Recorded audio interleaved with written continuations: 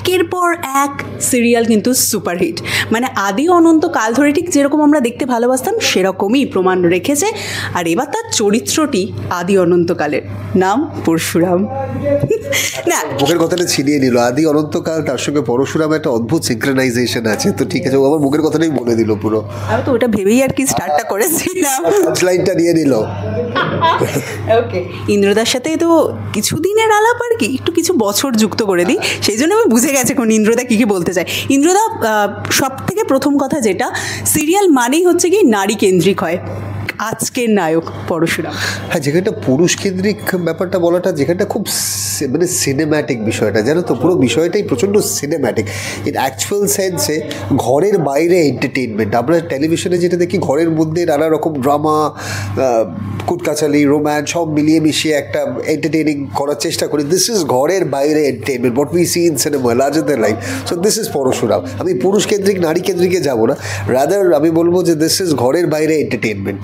এবং সব থেকে বড় ব্যাপার, এই চরিত্রটার জন্যই তো অ্যাকচুয়ালি অভিনেতারা স্বপ্ন দেখেন। অ্যান্ড পোস্ট, আমি বলছি পোস্ট অনেকগুলো জিনিস, পোস্ট ফ্যামিলি ম্যান বলো বা যে কোনো সুপার হিরো টাইপ মুভিজ যেগুলো আমরা বলি, সেটা ক্রিশ বলো বা যে কোনো কিছু, দেখবে তারা বাড়িতে তাদের সত্তাটাকে লুকিয়ে রাখে, বাইরে তাদের ওই হিরোইজমটা বা সুপার হিরোইজমটা আসে। তো this has its own element and fun.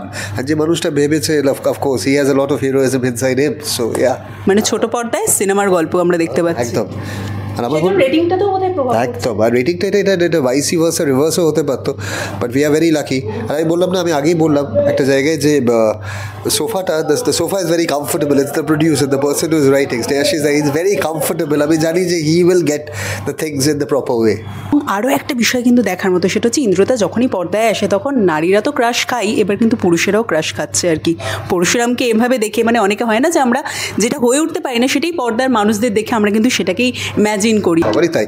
আর না, আমার কিন্তু তুমি বিশ্বাস করো, আমি সচরাচর দেখেছি, আমার সম্ভব হলে নারীরা আমাকে খুব পছন্দ করেন না, পুরুষরাই হয়তো বেশি পছন্দ করেন। অন্যভাবে নেবেন না প্লিজ, আমি খুব সোজা সাপটা একটা কথা বলছি, কোনো ইঙ্গিত না দিয়ে।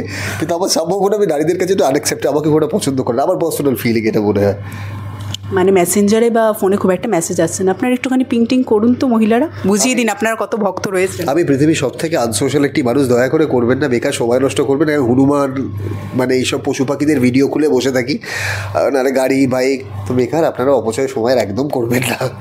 আর যার ছবি দেখার জন্য মানুষ বসে আছে আর কি, তার ছবি দেখা হয় না, তার ছবি তাকে সামনেই দেখি, তার ছবি আর আলাদা করে কি দেখবো।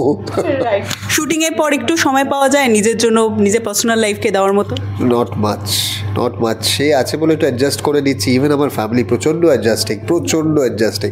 এখান থেকে অফিস, জিম, মানে আমি সিরিয়াসলি বলছি, the kind of family I have, যদি এই ফ্যামিলিটা না হতো আমি আজকে এটা হতাম না। এবং যে মানুষ যিনি আছেন আমার জীবনে, সেও যদি না হতো আমি কিন্তু এই কাজটা করতে পারতাম না। Honestly it is next to impossible. Absolutely, গল্প চলতে থাকবে এবং আজকে একটা ধুমধুমার সিন চলছে আমরা জানি, ডাকও পড়ে গিয়েছে। তো কি বলবে দর্শকদের উদ্দেশ্যে, কারণ পরশুরাম আজকের নায়কে আবার সামনে একটা দারুণ চমক। একদম, প্রত্যেকটা এপিসোড, প্রত্যেকটা সিনে এই সিরিয়ালটা চমক আছে। তো প্লিজ পরশুরাম দেখবেন, it's a different intent which we are trying to do. আপনারা দেখলে ভালো হবে, বাংলা দর্শক বাড়বে, বাংলা ধারাবাহিকের প্যাটার্ন অনেক এনলার্জড হবে। তো প্লিজ পরশুরাম দেখবেন। থ্যাঙ্কস আ লট ইন্দ্রদা, এবং আপনারাও সামনে চমকটা দেখার জন্য অবশ্যই নজর রাখুন, আর এরকম ইন্টারভিউ দেখার জন্য অবশ্যই নজর রাখুন টল ইনসাইড চ্যানেলে।